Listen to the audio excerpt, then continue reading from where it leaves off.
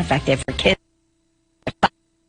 Said the same thing about Moderna's shot last week. So if the shots get cleared, vaccinations for kids under 5 could actually start this week. Dr. Ulysses Wu is an infectious disease specialist with Hartford Healthcare and is here to help parents watching know what to do next. How are you, doctor? Doing well. Thank you for having me. I'm so excited to talk to you because you're always on. I get to talk to you, so I'm very excited. I'm available. All right, so this is kind of big news. Everyone's kind of getting back to moving around, and the world's really opening up. But this under 5 group was always still out there as what do we do?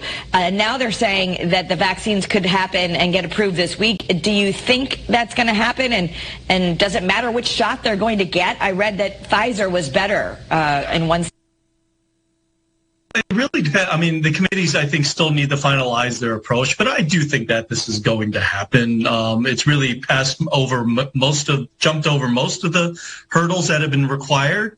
And so I do think that it's going to happen. Now, the question is, why does it matter, as you had just alluded to? And yes, a lot of the kids who get COVID do okay. A lot of people who get COVID do okay. But the problem is when you have such an incredibly highly contagious disease that affects disproportionately the majority of the population, when you take it in absolute numbers, a lot of kids also don't do okay, and a lot of people also don't do okay. And when you take into account that the vaccine is safe, there's very little downside to not getting the vaccine. So an ounce of prevention, right, equals a pound of cure. And so there are many, many compelling reasons to get the vaccination. And again, it's a safe vaccination, so there's not really that many reasons to not get the vaccination. And some of the things that we talked about is really widening your circles of protection. And by enabling the less than 5-year-old population to get vaccinations, that also just increases the circles of vaccination and protection and will hopefully keep other people from getting infected. So there's a lot of different reasons to do it. How much demand do you think there's going to be for the vaccine?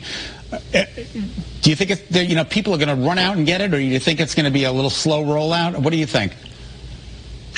So it's going to be two camps. And so if you talked to me about this a year and a half ago, there would be a much, much higher demand.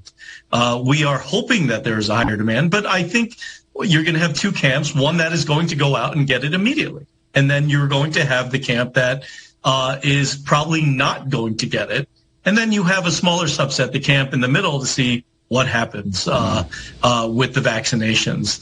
COVID has faded from the collective consciousness of our nation at this point.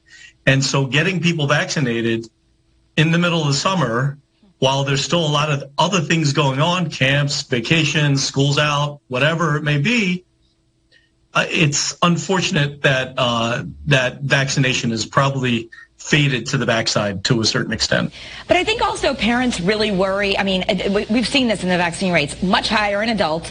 And then when it came to the youngest of kids, the more we got younger, the more people didn't do it. And may have been because they thought, oh, they're not going to get that sick. Also like, oh, they're really young. I hope, how do I know it's safe? How do I know it's this? What's your answer to that? Because I think some moms are just like, I don't want to take something that I don't know what's going to do to them in 10 years. That's something I hear a lot. Right. So we obviously don't have 10-year long-term data, but it is safe. It is one of the safest vaccines that has been manufactured. And we can extrapolate from the short-term data what it's going to be in the long term at this point. And so I totally understand that. And the empathy that I have for the uncertainty, really, that's really what it comes down to, is uncertainty at this point. And that is going to cause hesitancy in decision-making. But we do know that kids do get sick. We do know that kids may do well, but they may infect other people who. We also know that kids, unfortunately, in such large amounts, do not do well. We do know that some, unfortunately, have long COVID or the consequences of it. And it is somewhat of a roll of the dice. Is that going to happen to your kid?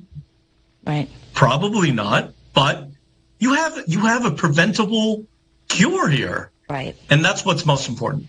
Dr. Wu, we'll have more time to talk about this on our streaming channel, WFSB Plus, for Kara's Cures, but thank you so much for joining us for now. Thank you for having me. Great.